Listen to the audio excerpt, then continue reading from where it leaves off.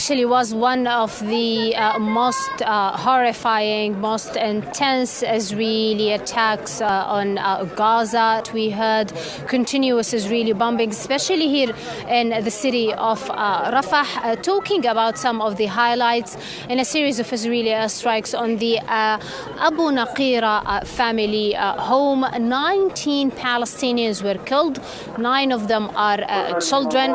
Also in Gaza, dozens of Palestinians were killed in and around the Al-Shifa hospital, specifically talking about the Al-Rimal street and also the Al-Nasr neighborhood, while the Israeli forces and the Israeli tanks continue heavily shelling these areas as the Israeli troops are now controlling these areas. There were several aerial drops, food aerial drops yesterday by several countries, Jordan, the US, France and Egypt. Here is what happened in the north.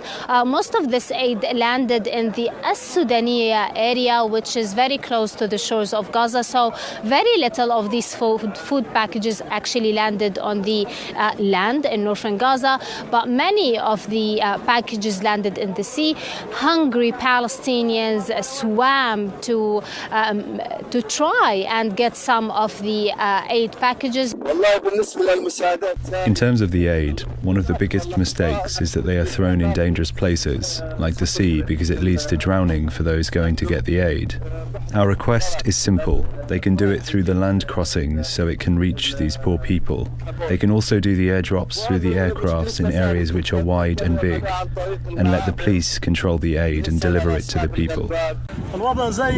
Our situation is devastating. No food, no water. What can we do in front of famine? It was a mockery to only give us small cans of tuna, and people actually fight over for these small cans. 7 people were killed, 5 others are missing. Also, 4 other people killed because of the fighting on the humanitarian aid, making Palestinians asking a very good question. Why the Rafah border is not fully open? Why the aid is not being allowed into the Gaza Strip by the safest way, which is by land through the Rafah border?